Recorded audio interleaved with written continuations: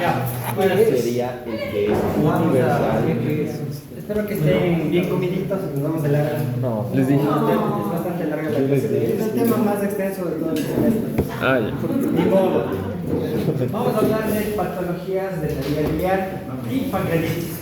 Qué lindo tema. Pregunta fija de todos los exámenes, de aquí en adelante, es un tema muy importante, todos ellos. Son muy extensos, entonces no nos va a dar tiempo de poder revisarlos así a profundidad, pero sí vamos a ir revisando ciertas cositas, sobre todo para que sepamos diferenciar bien una patología de la otra, porque tienen nombres que a veces nos parecen un trabalenguas, y sobre todo pequeñas diferencias que pueden haber en algún examen, en algún hallazgo de imagen, pueden modificar completamente la conducta o el tratamiento. Entonces vamos a empezar revisando lo más primordial, que es la fisiología de la secreción biliar, cómo se forma la bilis, cómo se produce la bilis, para poder entender cómo se forman los cálculos y qué consecuencias clínicas van a traer estos cálculos más adelante. Primerito, para hacer una rápida revisión, vamos a hablar de la formación de la bilis. Primero, la bilis es formada por los hepatocitos. Y estos hepatocitos producen una bilis a partir de los ácidos biliares, que ustedes recordarán, entran dentro de la circulación enterohepática. Sí, entonces son reciclados, el 80 y pico % de los ácidos biliares se reciclan por la circulación enterohepática. Entonces esta bilis, que más o menos los hepatocitos forman entre 600 y 1000 mililitros en un día, debe ser modificada, debe ser perfeccionada para poder ser funcional. Y este trabajo de perfeccionarla y modificarla es hecho por los colangiocitos o por las células que recubren las vías biliares y la vesícula. Enfocándonos específicamente en la vesícula biliar. La vesícula tiene dos funciones primordiales. Primero, de servir de reservorio para la bilis, pero no es simplemente una bodeguita para la bilis, sino que también la perfecciona. Le añade mucho bicarbonato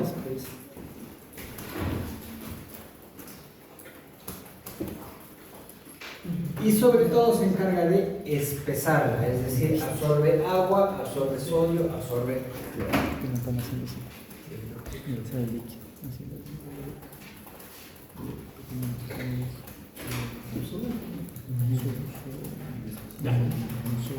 Entonces, la vesícula, como ustedes pueden ver, tiene una función espesante, es decir, se encarga de transformar los 600 o 1000 mililitros que se forman de bilis y dejarla simplemente en unos 150, 200 mililitros, pero de una bilis ya que es mucho más espesa y con altas concentraciones de bicarbonato.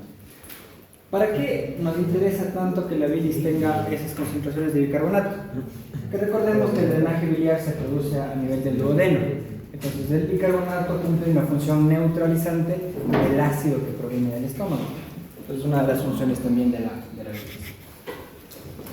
Entonces, ¿cómo está la bilis constituida, conformada? Pues el 97% de la bilis no es más que agua. Y dentro del 3% restante tenemos fosfolípidos, ácidos biliares, colesterol y pigmentos, que están distribuidos más o menos de la siguiente manera.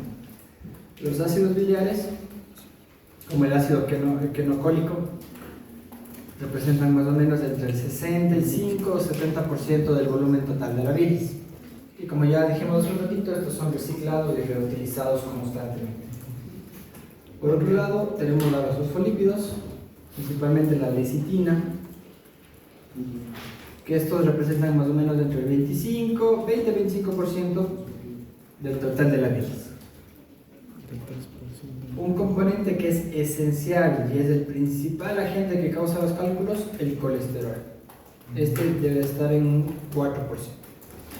El colesterol justamente es el que ayuda a la formación de los micelos, ¿sí? Que permite que posteriormente las grasas que nosotros consumamos se absorben.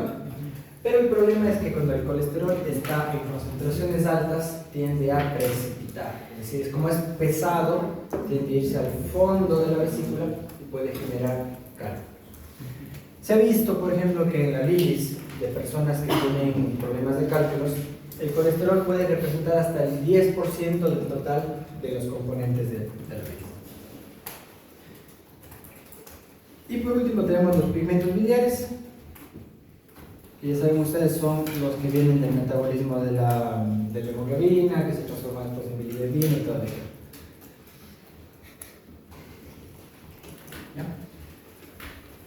Entonces aquí tenemos nuestro principal punto crítico. Colesterol necesario para formar los micelos, pero peligroso y aglomerante cuando está en cantidades elevadas. ¿Cómo funciona habitualmente la secreción biliar? Pues la vesícula está almacenando la bilis y concentrándola. Hagan cuenta ustedes que la vesícula simplemente se encarga de espesar la bilis, pero no sabe cuándo detenerse. Por lo tanto, si es que la vesícula no se vacía constantemente, la bilis que está dentro de ella puede volverse muy espesa eventualmente. Entonces, otro factorcito importante que hay que tener en mente. De momento ya llevamos dos: colesterol y dificultades en el vaciamiento de la vesícula. ¿Qué es lo que pasa? La bilis está ahí guardadita y viene una enzima que es la CCK. Es un mensajero. ¿Ya? La CCK se produce como respuesta a dos factores. Primero, a cuando la comida llega al duodeno, la distensión del duodeno libera CCK y le dice a la vesícula contrae. Pero también tenemos una segunda fase, que de hecho sería una primera fase, que es la fase encefálica. Es decir, tú solamente con el hecho consciente de que vas a comer y de ver la comida, los nachos con queso y eso que estás comiendo ahorita, sin que lleguen a tu duodeno, ya está empezando a drenar la vesícula biliar. Ya se está preparando. ¿Sí? Entonces la fase cefálica y la fase de distensión propia del duodeno. Entonces se libera. Vamos a hacer un dibujito de un hígado y vamos a recordar un poquito la anatomía y la fisiología. Entonces acabamos de decir que la bilis se produce en los hepatocitos. Entonces aquí hay dos conductitos, que es el conducto hepático derecho y el conducto hepático izquierdo. Estos dos conductos hepáticos forman el conducto hepático común, a partir del cual nace un pequeño conducto que es el conducto cístico, y al final del cístico encontramos la vesícula. Y acabamos el colédoco. Este colédoco después se une con el conducto de Wirsung, que viene desde el páncreas, y los dos puntitos van a drenar en la segunda porción del duodeno, en la ampolla de Bartlett.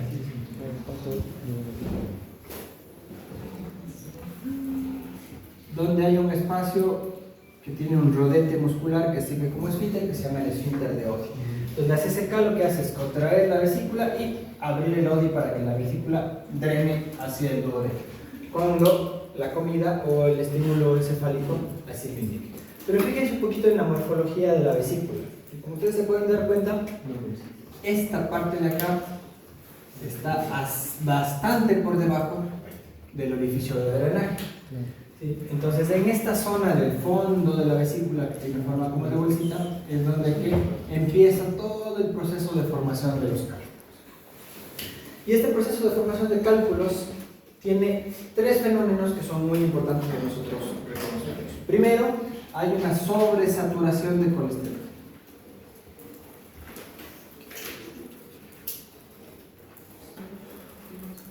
Y como decíamos, el colesterol es esencial para formar los micelos que posteriormente nos permitirán absorber la comida. Pero cuando las concentraciones de colesterol en la bilis son muy altas, tiende a precipitar, que es justo lo que hemos graficado aquí. Entonces hay una sobresaturación, el agua está sucia, de manera que toda la tierra se queda al fondo del recipiente. Segundo, después de este proceso de sobresaturación, hay un segundo proceso que se llama nucleación.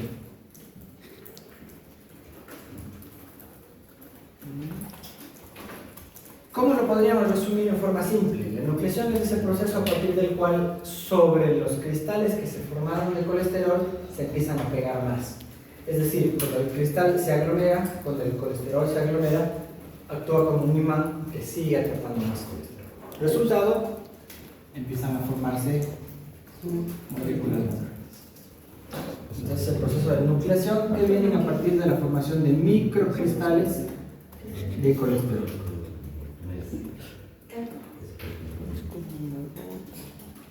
Entonces ahí se van pegando y haciendo cálculos. Entonces, no señor, usted no tiene cálculos todavía en la vesícula, pero ya tiene barro biliar. Sí, entonces el proceso de sobresaturación ya está completado y la nucleación está en curso. Si es que ya están las piedritas, es porque la nucleación ya se ha completado. Y tenemos un tercer fenómeno fisiopatológico que es importante, que es la el éstasis biliar.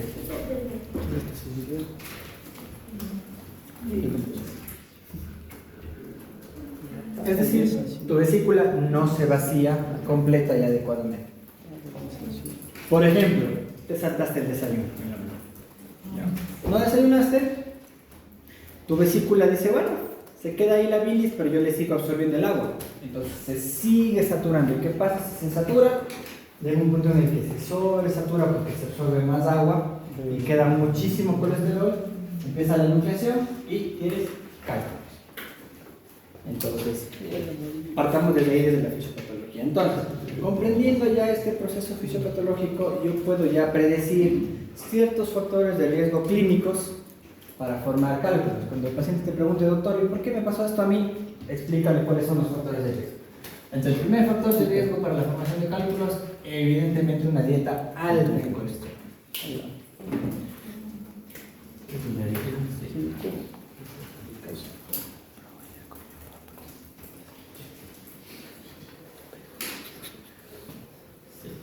Ese quesito derretido que le estás comiendo con los nachos tiene full colesterol, la papita frita tiene full colesterol.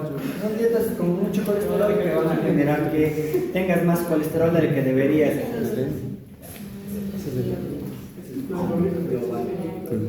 Segundo factor de riesgo, ayunos prolongados. Saltarse el desayuno. ¿Qué merendaste? Hamburguesa. ¿Desayunaste? No. ¿Qué estás comiendo ahorita? Nachos con queso. Una bomba. Entonces, con eso estás primero formando una bilis muy saturada de colesterol y no le estás permitiendo que se vacíe apropiadamente, sino que seguramente desde que merendaste hasta ahorita que estás comiendo, pues ya han pasado más de 12 horas y pues esa bilis estaba súper espesa. ¿No? El ayuno prolongado, la dieta alta en colesterol. Otros trastornos que generen dificultades en el vaciamiento de la vesícula, como por ejemplo el embarazo. Otro factor que condicione el incremento del colesterol es la obesidad. Y vamos a ponerle aquí a un ladito la resistencia a la insulina.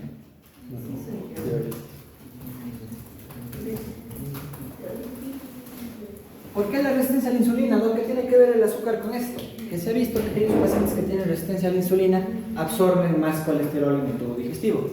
Entonces, así coman lo mismo que tu compañero de al lado que no tiene resistencia a la insulina, como tú estás con resistencia a la insulina, vas a absorber más colesterol relativo que esa persona. La vesícula cargada de rico de colesterol que es. O sea, eso más bien ya son complicaciones estructurales. Que sí, claro, si es que tienes ahí publicaciones te pueden generar con mayor facilidad todavía la información, porque la zona extratoricada no leen. Pero ya son anomalías estructurales. Entonces, la obesidad, la resistencia a la insulina,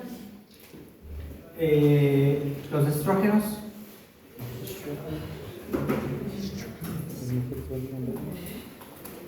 y tal vez lo más importante que nos estamos olvidando, la genética. Es decir, si tu papá, tu abuelo, tu abuela, tu mamá tuvieron cálculos, pues lo más probable es que tú también tengas. Cuando decía que te iban a heredar una piedrita, tú dijiste es piedrita de oro, no es una piedrita en la vesícula lo que te iban a heredar. ¿Ya? Porque está demostrado que la alteración de los receptores pueden ocasionar que se genere una mayor concentración relativa de colesterol en la dieta y ocasionar el cálculo. Entonces, a partir de estos factores de riesgo conocidos, viene la famosa 4F para la litiasis de 4F para la litiasis biliar. La F. Factores de riesgo. 40 años aproximadamente. Es la edad óptima para la aparición de cálculo. Femenina, primero. ¿Por qué mujer? Estrógeno y el embarazo. Embarazo. Sí. Y no estamos hablando solo de los estrógenos naturales, sino también de los anticonceptivos orales. ¿Ya?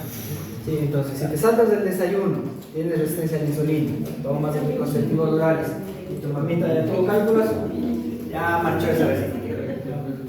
calculadora. F de fértil, sí, mujeres en edad fértil, que más o menos está lo mismo por la edad de los 40. Y la F de FAT. ¿Ya? Entonces, ese es del paciente estereotipificado de cálculos de la vesícula. Una mujer de edad media, gordita, con cálculos de la vesícula. Ya. Entonces, hasta aquí, ¿estamos claros? Sí. ¿Ya decimos?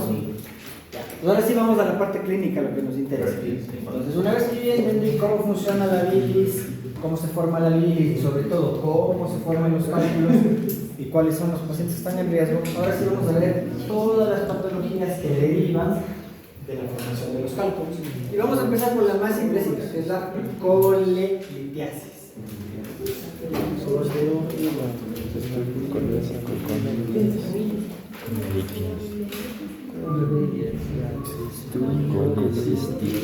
Ya. Primer mensaje importantísimo. Colelitiasis, 80 o 90% de los pacientes con colelitiasis son asintomáticos. ¿Ya? Entonces, cuando el paciente llega a tu consulta, doctor, me encontraron estos calculitos en la vesícula, pero yo nunca he tenido síntomas y el cirujano ya me está queriendo operar, ¿me opero? Espérese, hay que ver que tenga criterios quirúrgicos, que en un ratito ya vamos a revisar cuáles son, pero la gran mayoría no requieren cirugía y de hecho nunca en su vida van a tener síntomas. Pues si se hacen un eco y les encuentran cálculos, tranquilos, que no necesariamente significa que ya chao es. Entonces, el 90% de las colelitiasis son asintomáticas.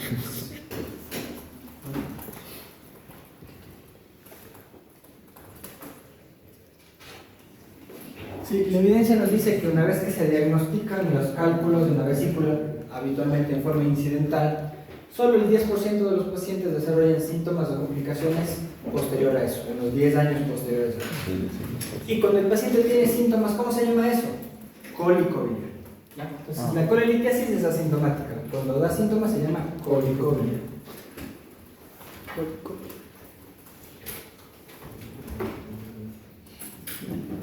¿Y por qué da síntomas o por qué se producen síntomas? Mientras los piecitos estén así como ustedes los ven aquí, no dan molestias. Están al fondo, están ahí en su espacio y no fastidian. Pero comiste algo grasosito, se contrajo con fuerza la vesícula y este cálculo se tomó un tour por la vía biliar.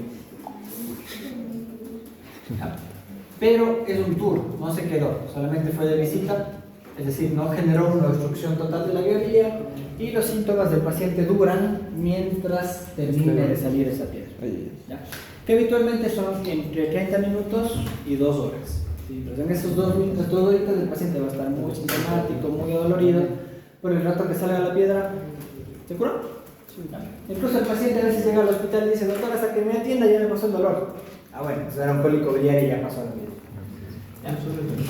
¿Cuáles son las características típicas del cólico biliar? Ya saben, dolor, el hipocondrio derecho o epigastrio. Dolor en el hipocondrio derecho, irradiado al hombro, de tipo continuo, que se acompaña de cortejo vasovagal, es decir, náusea, vómito, que generalmente dura entre 30 minutos y 2 horas,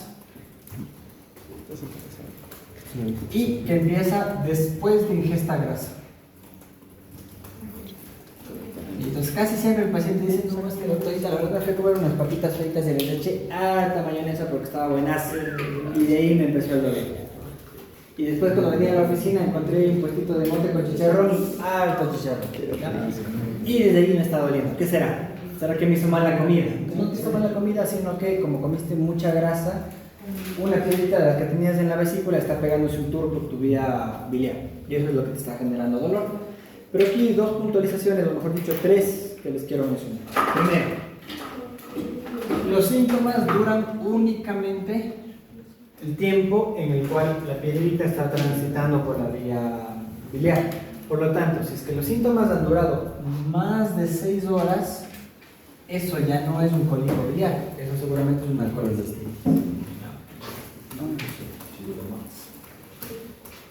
Entonces, primera señal para diferenciar un cólico biliar simple de una itis, de una inflamación de la vía biliar. Segundo, si ustedes se fijan, en ningún momento estamos hablando de inflamación y de fiebre. Por lo tanto, si ustedes tienen fiebre, esto es colecistitis. Y tercera, como no hay irritación del peritoneo porque la vesícula no se distiende, no hay Murphy. Si el Murphy es positivo, es colecistitis. Hoy tienen las tres principales diferencias entre un cólico biliar simple y una colecistitis. Recuerden, el cólico biliar es el dolor que el paciente tiene cuando la piedra está pasando por la vía biliar. No hay obstrucción, no hay inflamación, no hay síntomas sistémicos. Perdón, si el Murphy era positivo, era colecistitis. Si es que el Murphy es positivo, si es que hay fiebre o si es que el cuadro ha durado más de 6 horas, colecistitis. ¿Qué está más de 32 horas? Arriba de 15. Arriba del máximo. ¿Cómo hago el diagnóstico de esta enfermedad? Por ecografía. Acuérdense que cuando veíamos dolor abdominal en general decíamos que para toda patología biliar el eco es muy superior a la tomografía.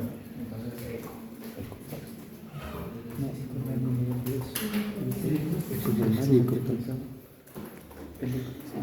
Y es importantísimo esto. ¿Qué voy a encontrar en la ecografía?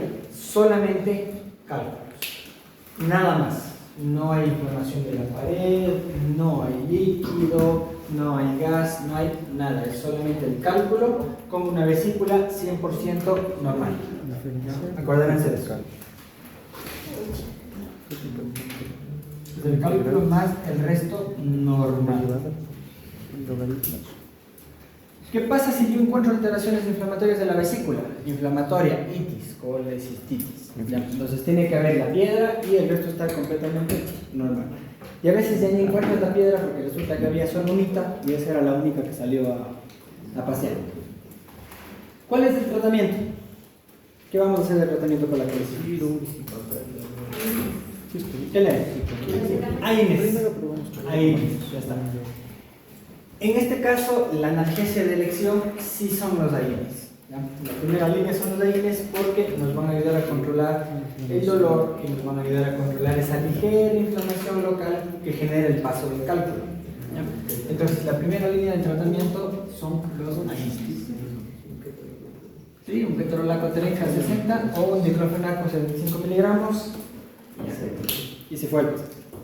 Si saco náusea y vómito, metoclopramida o lancetol. Entonces la primera opción los AINES, que saben keto, del 30 a 60, IM o IB, y el diclo 75 IB, IM.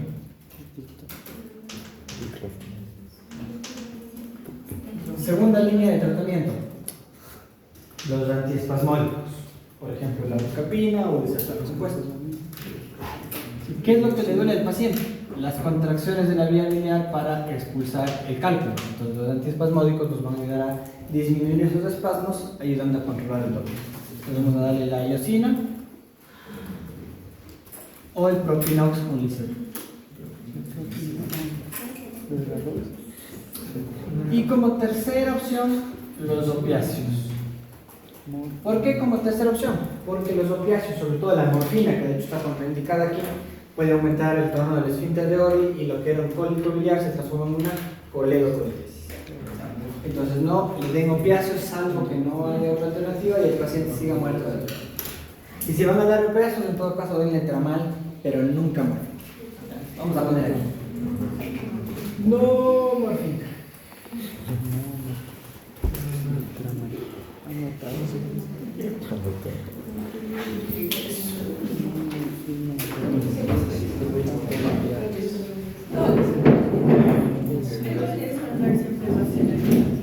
Para esto sí. Para patología biliar, eco. Siempre el eco. Y ahora viene la pregunta típica del paciente. Y doctorcitos, ¿me tengo que operar?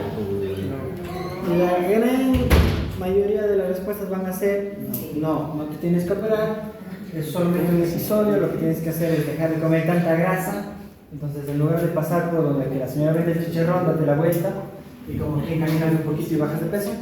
Pero en unos casitos muy puntuales sí hay que bajar, que operar. ¿Ya? ¿Y cuáles son esos casos puntuales en los que sí hay que operar? Número 1, cuando los episodios ya son recurrentes. Si tú lo ves al paciente entrando por la puerta y dice, vuelta, viene don Carlos con cólico biliar. Don Carlos, ¿cómo le va? Ya sabe, don Camilo de siempre. Si me volví a hacer daño, pensé que esta vez no iba a hacer daño. Entonces, en esos casos, cirugía, porque ya son episodios recurrentes que pueden limitar la calidad de vida del paciente. Segundo, a don Carlos ya le dio pancreatitis. Entonces, si es que ya hay complicaciones vinculadas a la presencia de cálculos, así el paciente no haya tenido cólico biliar, hay que operar. La presencia de complicaciones, principalmente la obstrucción. Tercer criterio, que el paciente haya tenido un episodio, pero que sea diabético.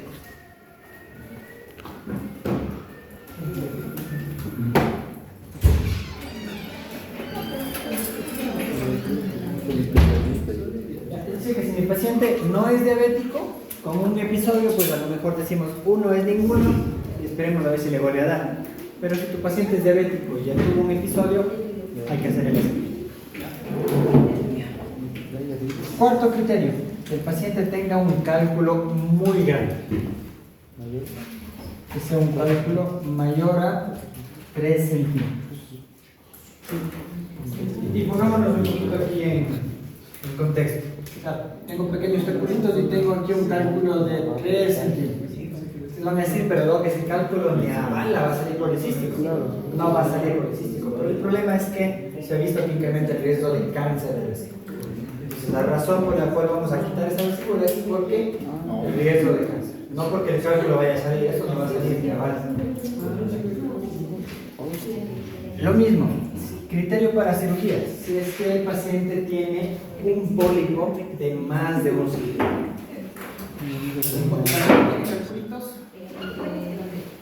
Un pólipo de más de 1 centímetro. Por la misma razón, riesgos de cáncer de vesícula. Entonces, si el paciente tiene pólipo, hay que operar. Perdón, te digo pólipo ahí. Pólipo de más de 10 milímetros. Es decir, más de 1 centímetro. Y profe, tiene cálculo de 1,5 centímetros y un pólipo chiquito, ¿qué hago? Obsérvalo, manténlo en vigilancia, repítele la ecografía en 1 año y vas bien. Entonces estos son los criterios en los cuales sí operas una colelitiosis. Si el paciente no tiene nada de esos criterios, le dejas ahí porque lo más probable es que la colelitiosis nunca en su vida le dé molestias y ahí se queda el paciente. Y profe, ¿no es mejor sacar la vesícula? No, porque recuerda que el paciente colecistectomizado luego va a tener muchos problemas para digerir alimentos grasos, va a tener problemas de absorción, entonces no es como que saquemos nomás que no pasa nada. Salvo que realmente hay indicación, déjale esa vesícula tranquila, sobre todo en pacientes jóvenes.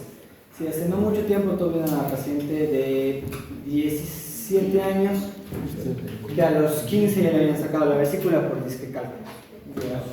Entonces, claro, la cultura de conducta de la paciente era cada vez que como algo me da diarrea. Estaba la chica ya entrando a la universidad, comía full grasa y cada vez que comía, diarrea.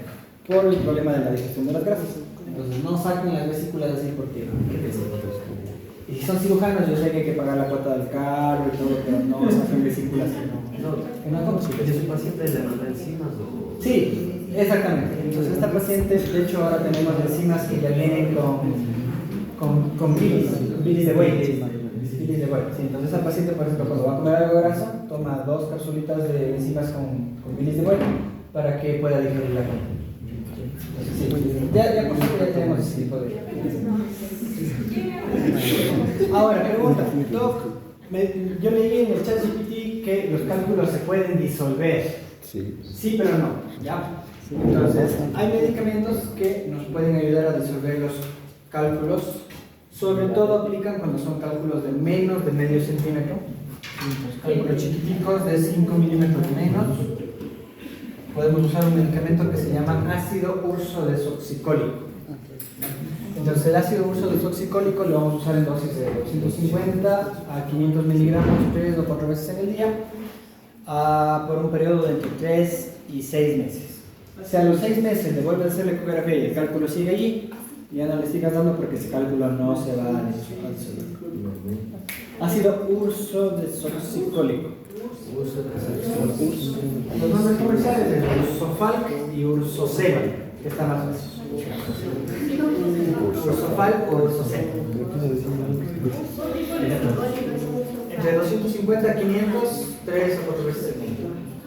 Por 3 o 6 meses. Si a los 6 meses no se disolvió, no se va a disolver y ya no le hagan. Ácido urso. Pero solo si es que tiene cálculos de menos de medio segundo. Cálculos más grandes no pierden.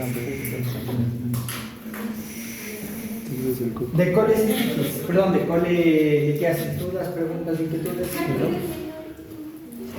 Menores a 5 minutos. ¿Cada cuánto le doy el analgésico? Se supone que es dosis única porque si el dolor no le pasó en 6 horas, ya es colecistitis. ¿Ya? Entonces son todas dosis únicas. Si el paciente tiene náuseas, le doy tratamiento para la náusea y alta. ¿Cómo era? Repito. ¿Qué cosa? ¿De qué? El Ursofalc.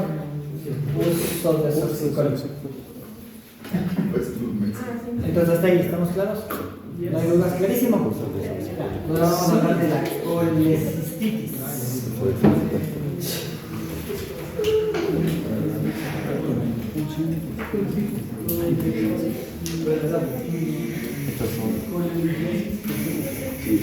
Esto era la colelitiasis y ahora vamos a hablar de colecistitis.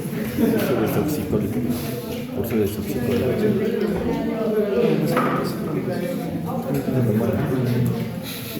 Problema con la colecistitis. La colecistitis ya es potencialmente mortal, ya es grave. Entonces, un paciente con colecistitis ya puede morir y requiere de un diagnóstico y una intervención rápida. Pues, ¿cuál es el fundamento fisiopatológico de la colecistitis? Como su nombre indica, inflamación, y es una inflamación secundaria a una obstrucción. Entonces, ¿qué es lo que pasa en la colecistitis a diferencia de la colelitiasis? Que el cálculo no se toma un tour, sino que se queda atorado, pero se queda atorado aquí. Entonces, ¿qué es lo que pasa? Ese atoramiento genera que haya un incremento de la presión intraluminal en la vesícula.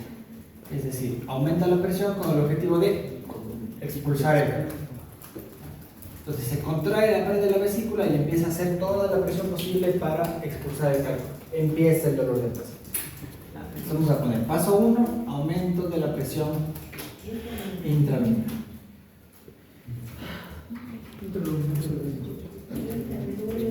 ¿Qué hace el incremento de la presión intraluminal? Genera inflamación de la pared de la vesícula.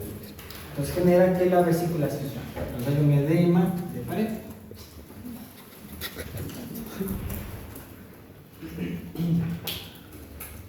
Entonces, clínicamente, ¿qué vemos? Una pared de la vesícula gruesa y de hecho parte del líquido puede empezar a fugarse de la vesícula y localizarse alrededor de la vesícula, es decir, el líquido perivesicular. ¿Qué va pasando después? Tenemos un tercer estadio en el cual el edema y el incremento de la presión intraluminal comprometen el flujo sanguíneo de la pared de la vesícula. Es decir, hay una necrosis de la vesícula.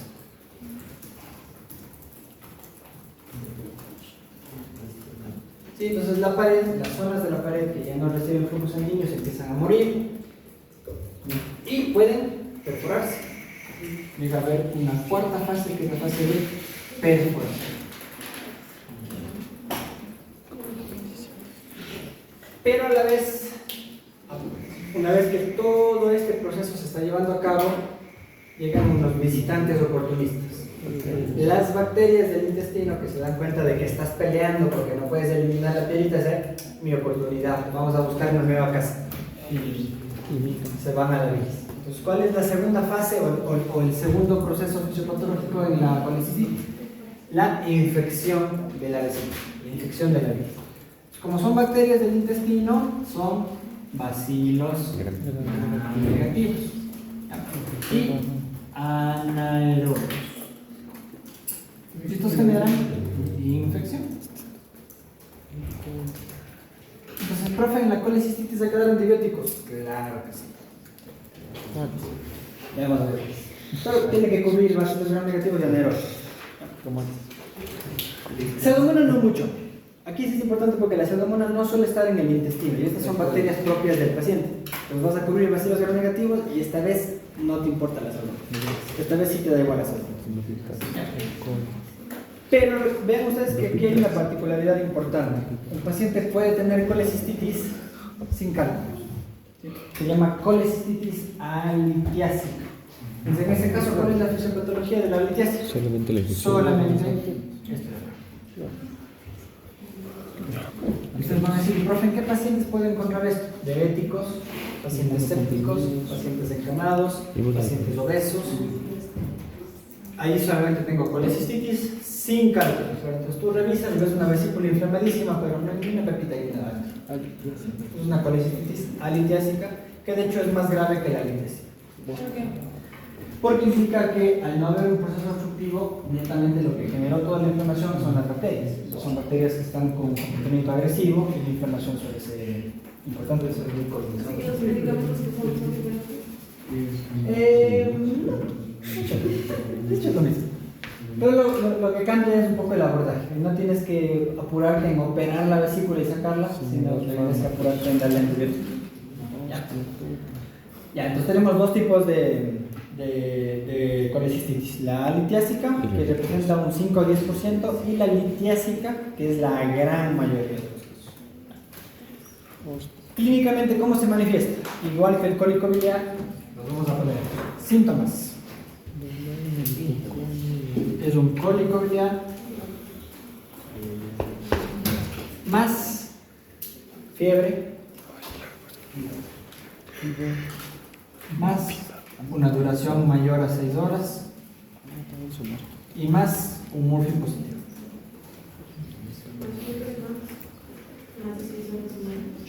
Entonces es un poco la diferencia respecto al cólico biliar. Probablemente el paciente empieza los síntomas como un cólico biliar. Y a veces pasa esto, el paciente empieza con los síntomas y no va a la emergencia porque ya le había pasado antes. ¿Sí?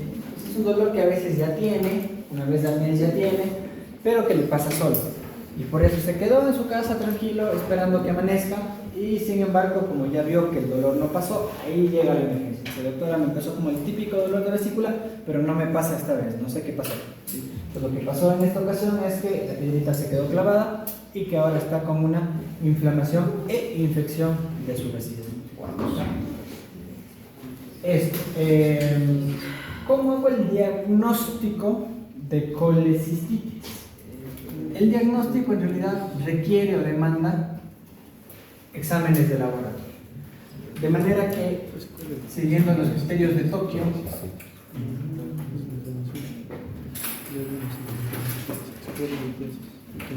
tenemos 3 categorías sintomáticas.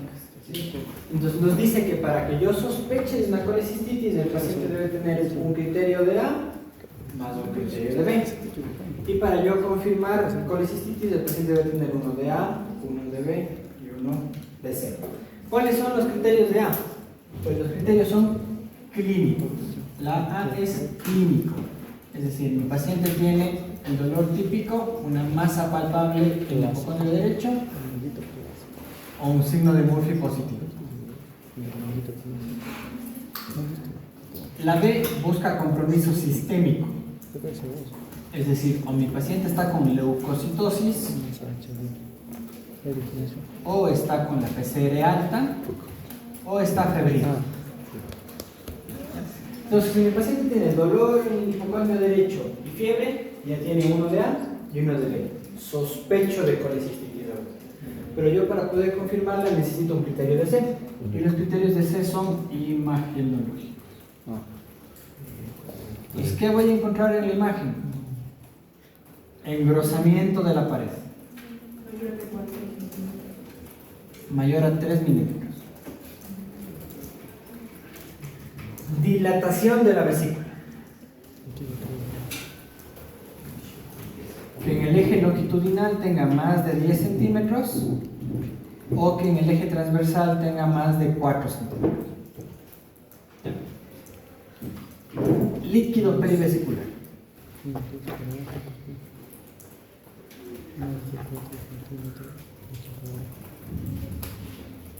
¿Ya? Entonces esos son los criterios imaginológicos. Que el paciente tenga uno de ellos, una vesícula dilatada, una pared engrosada o un poco de líquido alrededor de la vesícula, ya me sumo un punto, más un punto de clínico, más un punto de sistémico, diagnóstico de colecistitis aguda. ¿Ya? Con 10 puntos ya. Sí, lo que tú necesitas es uno de cada uno, cualquiera. Si puede ser que tu paciente por cualquier motivo no haga fiebre, pero que tenga leucocitosis, ya tienes un punto. Puede ser que todavía no tenga hinchada la pared de la vesícula, pero ya la vesícula está grande, ya te dice vesícula de 11 centímetros por 5 centímetros. O así sea una vesícula que no esté dilatada, pero ya haya líquido alrededor de ella, ya está. Y la dilatación de la vesícula era mayor a 10. Mayor a 10 en el eje longitudinal y mayor a 4 en el eje transversal. Echa para abajo. Es, digamos, 10, más de 10 de largo y más de 4 de ancho. Es que es así. Ah, bien, Ya, aquí una cosa súper importante, chicos, y que creo que es importantísimo hacer mención. Más allá de que no estén incluidos en los criterios, a este paciente sí le debemos pedir enzimas de colestasis. ¿Para qué le van a servir las enzimas de colestasis? Para saber si es que lo que está obstruido es la vesícula o si también está obstruido el colédoco. Cuando digo colestasis, cuando no puede evacuarse la bilis hacia el intestino y se queda retenida en la vía biliar. Si es que la obstrucción está solamente en el cístico, el resto de bilis que los hepatocitos siguen produciendo sigue bajando, ¿sí? Entonces no hay colestasis. Pero si yo veo que mi paciente tiene obstrucción en el cístico, encima de eso no está drenando la bilis, seguro que otro cálculo se quedó atorado en el colédoco. Entonces ya no tengo una colecistitis simple, sino tengo una colecistitis con coledocolitis. Entonces pídanle siempre la gamma GT, la fosfatasa alcalina y bilirubinas.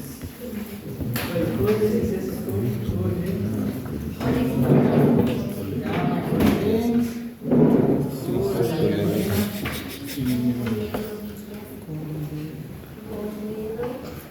ya, si es que estas están altas, esto es coledocolitis. Que es como la colelitiasis, pero ahora el cálculo ya no está en la vesícula, sino está en el coledocolitiasis, colelitiasis. Suenan parecido, pero no son menos. Y ahí viene nuestra dificultad.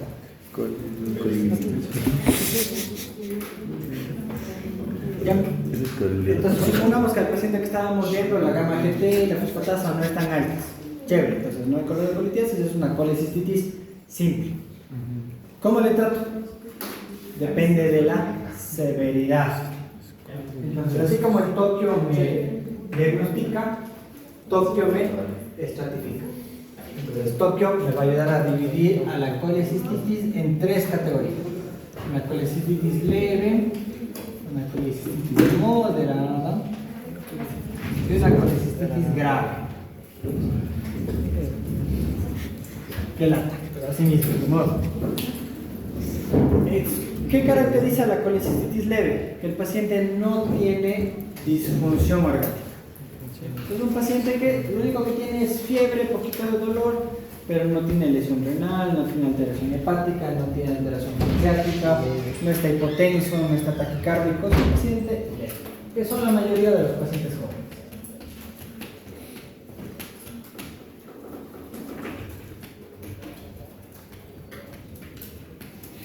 Y vámonos al otro extremo. ¿Cuáles son los pacientes graves? Aquellos que ya tienen disfunción orgánica.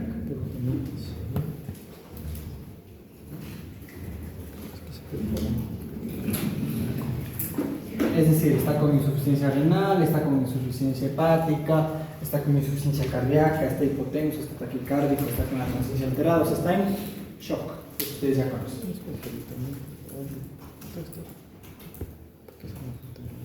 Por suerte no es habitual que las colecistitis causen shock, pero puede pasar. Ya, entonces hay que saber que una colecitis puede causar shock. ¿Y cuál es la moderada? Pues el paciente que está intermedio entre la disfunción multiorgánica y la falla o shock. Es aquel paciente que tiene unos leucos. Aquí se pelean un poquito las guías, unas dicen más de 18.000, otras dicen más de 15.000. Vamos a quedarnos con 15.000. Vamos a mencionar que es cuando el paciente tiene una masa palpable. Entonces tú le palpas aquí y aparte del morfio encuentras ahí una bola. Y cuando el paciente tiene más de 72 horas de evolución. Más de 72 horas de evolución. ¿Cómo puede estar un paciente más de 3 días? Ah, sí hay, ustedes ya saben. Entonces, sí hay pacientes así que están más de 3 días. Ya vienen porque ya no miden. ¿Y para qué me sirve clasificar a los pacientes de esta manera? Porque el tratamiento va a ser un poquito diferente. Para el paciente sin disfunción orgánica y colecistitis leve, el tratamiento es antibióticos y cirugía precoz.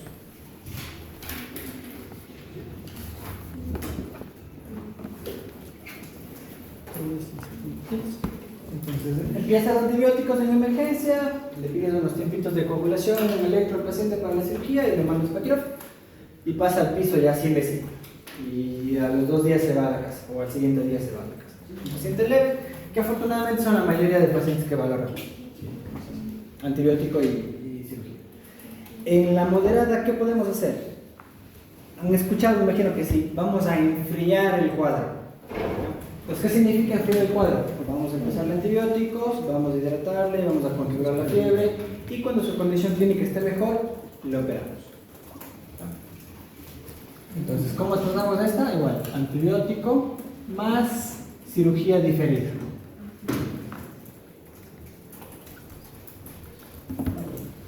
¿Y cómo tratamos la grave? Antibiótico, pero como no podemos operarle porque si le entramos a operar en esas condiciones se va a perder, tenemos que drenar la bilis que está purulenta. Voy a hacerle un drenaje percutáneo. Entonces, antibiótico más drenaje percutáneo, porque al final esto es como un absceso.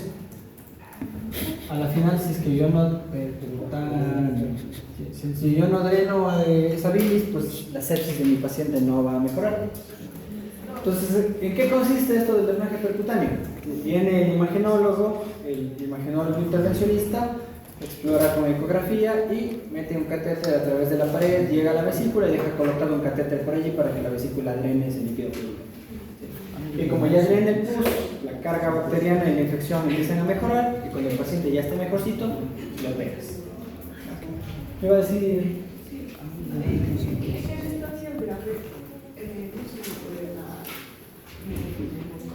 Sí, ahorita vamos a eso. Pero sí, sería antibiótico de acción. Entonces, aprovechando que su compañera pregunta, sí, aquí el profe dice antibiótico, pero no dice cuál. Sí. Entonces, en el caso leve, ¿qué antibióticos se les ocurre a ustedes que podríamos utilizar? ¿Cuál?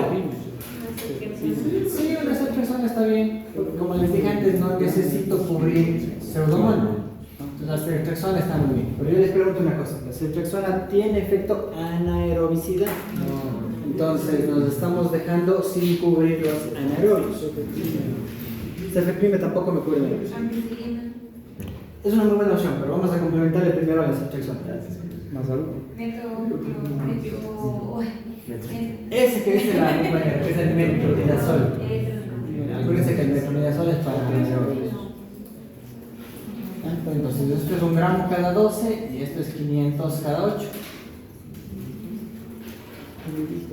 O mejor aún, un antibiótico que cubra tanto gram negativos como anaerobios. Ampicilina sulfasa. Ahorita es mucho, porque parece que es leve, es un proceso leve. Es como decir, voy a apagar el fuego de la parrilla con un carro de bomberos. No, no sé. No te quedas sin pareja.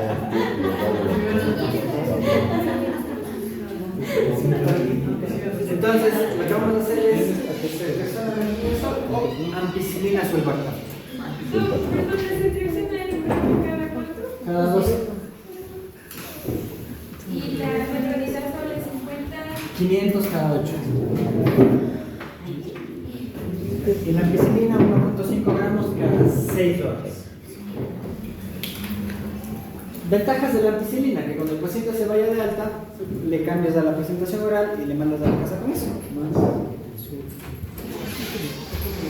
Profe, el paciente es alérgico a las penicilinas. Moxifloxacina es una buena opción. Moxifloxacina, que es un dolor. Si ustedes leen la guía de Stanford, que es donde suelen estar las recomendaciones antimicrobianas, te pone el hecho de la moxifloxacina en el top 1, antes que la ampicilina. Pero para la realidad, la ampicilina es la primera opción. Es un buen antibiótico, pero claro, tristemente, hoy en día solo la ampicilina la utilizamos básicamente para temas digestivos o biliares. Ya no sirve para casi nada. ¿Ya? Ahora sí, moderado. ¿Qué vamos a hacer con el moderado? A este sí, pintas. Para que no.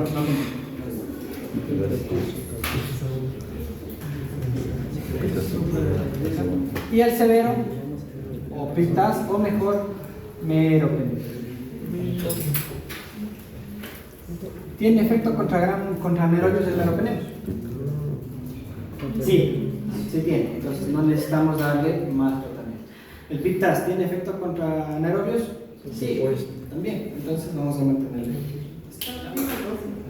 Sí, la dosis que ustedes ya conocen. Las mismas compuestos graves, hay que tratarlas con Día de menos 4 o 5 cada 6 de Pictas y 1 gramo de nuez cada 8. O incluso 2 gramos cada 8.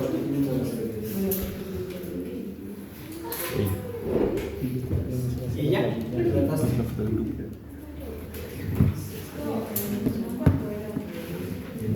Pues todo, si solo una es un gramo cada 8. Pictas 4.5 gramos cada 6. Acuérdense que las primeras dosis son completas y las siguientes dosis son las que voy ajustando en función del filtrador regular. La moxifloxacina no se ajusta porque la moxifloxacina es de eliminación hepática, no de eliminación renal. Entonces tengan eso en cuenta.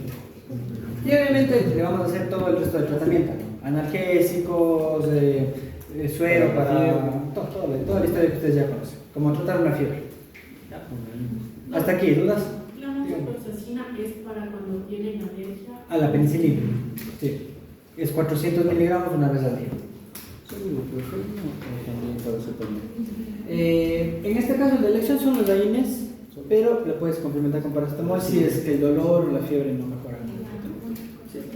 Sí, lo que sí no deberíamos usar mucho son los opiáceos, porque bueno, en el postoperatorio ya sin vesícula y sin piedras puedes usar tramadol.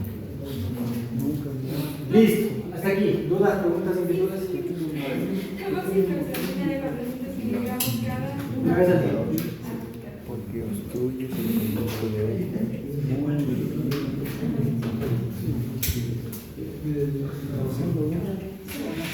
Leemos esta y hacemos un break.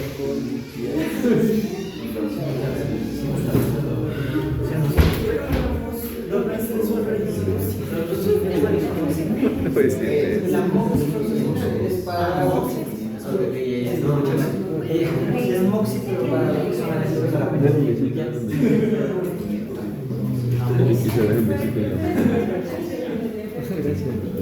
Ya, listo chicos, ahora sigamos y hacemos un pequeño break.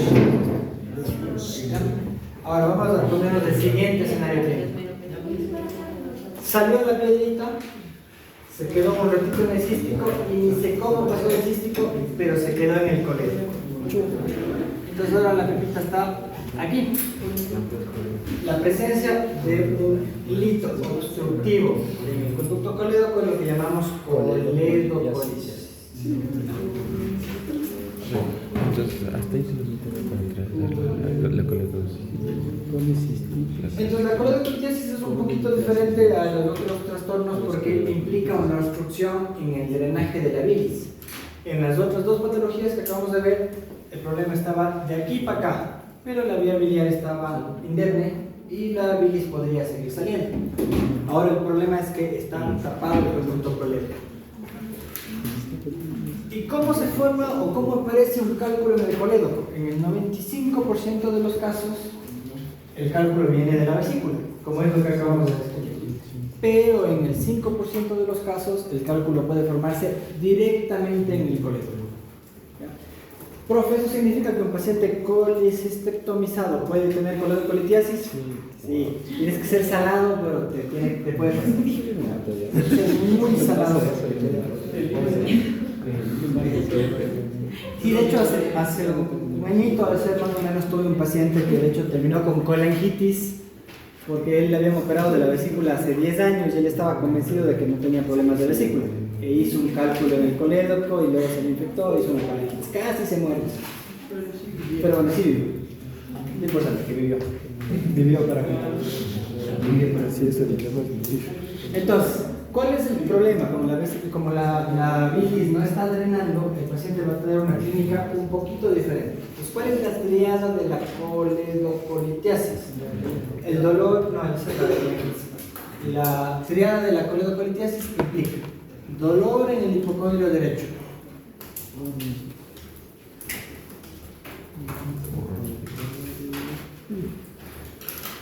la bilis que no está drenando, ¿hacia dónde pasa?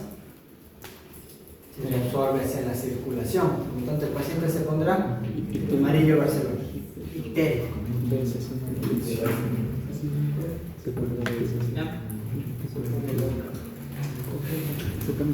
Eso.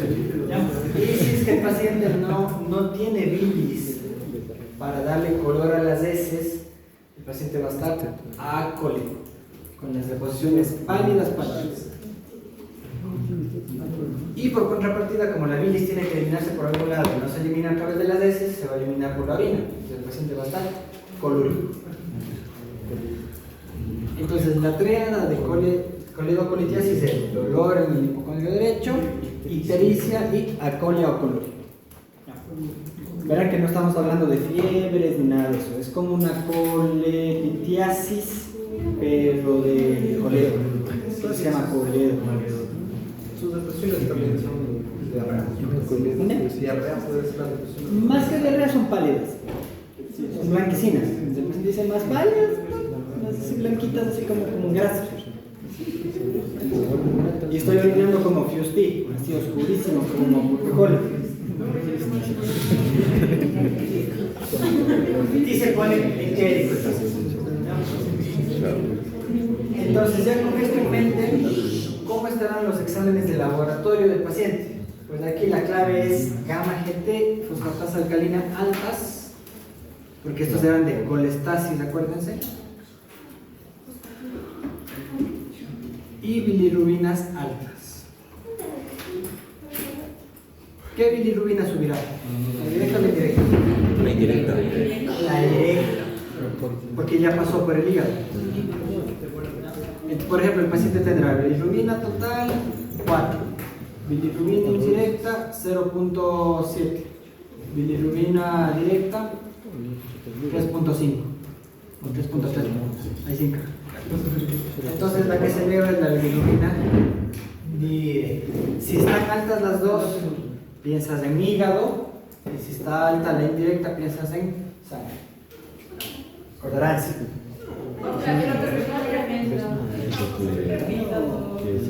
Bilirrubina directa, solo la directa alta, vía biliar. Bilirrubina directa e indirecta altas, hígado, hepatitis.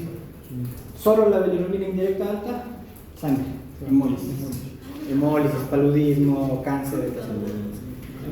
Total, directa, solo directa, vía biliar. Las dos, hígado. Solo la indirecta, sangre.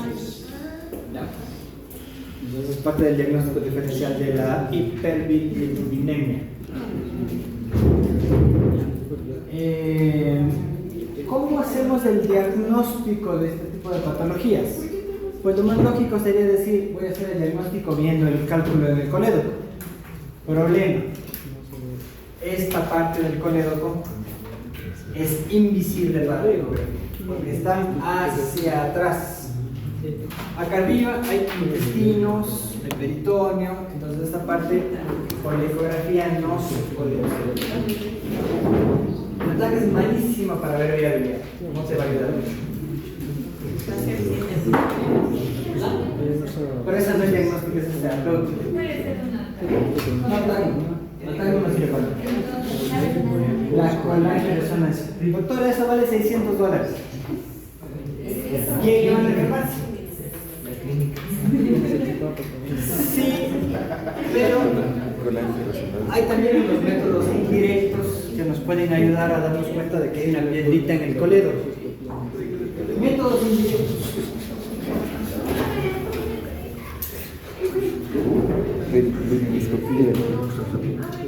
Métodos indirectos. Primero, las enzimas, que ya vimos. Enzimas de colestasis.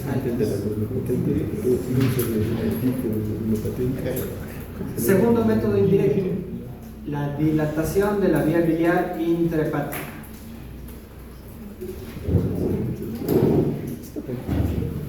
¿Sí? Entonces, como no puede tener la bilis, la vía biliar intrahepática se dilata. Entonces hay una dilatación de la vía biliar. Y la porcioncita visible del colédoco también puede estar dilatada. Vamos a ver una dilatación del colédoco.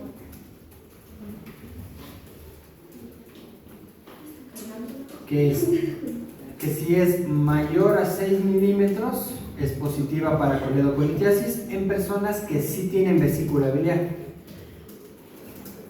y que si es mayor a 8 milímetros se considera positivo en personas que ya no tienen vesícula biliar.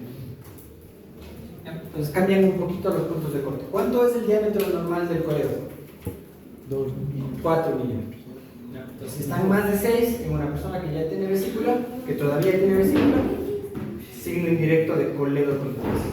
Si es que la persona ya no tiene vesícula, tiene que estar en más de 8 el colédoco para catalogarlo como una coledocolitiasis.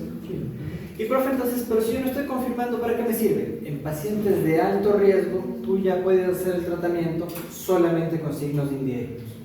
Es decir, si tienes un paciente frágil, con alto riesgo de complicaciones o de desarrollar colangitis y no tienes acceso a una colangioresonancia, con esto tú ya puedes hacer el tratamiento para la coledocolitiasis.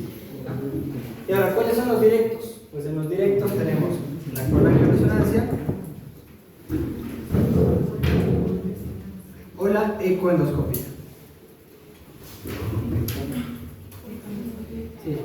Es como una endoscopía, pero en lugar de una camarita en la punta lleva un ecógrafo. Pues cuando llegas a la zona del intestino, puedes hacer una ecografía ahí cerquita y buscar la mitad del coledo. ¿En qué casos sí tengo que hacer esto? En pacientes de bajo o de moderado riesgo. En pacientes de alto riesgo voy directo, así solamente tenga indirectos. ¿Ya? Y ahora lo más importante, tratamiento. ¿Cómo trato esto de aquí? No, porque no hay infección. ¿Para qué hago el antibiótico si no hay infección? Sí, lo ideal sería cirugía, pero está detrás de la esterilización. No se va a disolver como un litotripsia. Es un cálculo blando, no se va a romper, va a rebotar. ¿Qué se les ocurre que podemos hacer? Está ya nada, ya se lava. El ácido Le saca por endoscopía. Pero esta es una técnica un poquito especial. Se llama colangiopancreatografía retrógrada. El tratamiento es sepsis. Ya te acuerdas, colangiopancreatografía retrógrada endoscópica. Sepsis. ¿Qué es lo que vamos a hacer? Una sepsis. ¿En qué consiste la sepsis? Voy a hacer una endoscopía tal cual, pero voy a pasar del estómago, voy a llegar al duodeno, voy a identificar la ampolla de Vatel, introduzco el endoscopio con la ampolla de Vatel, identifico la piedrita y para afuera.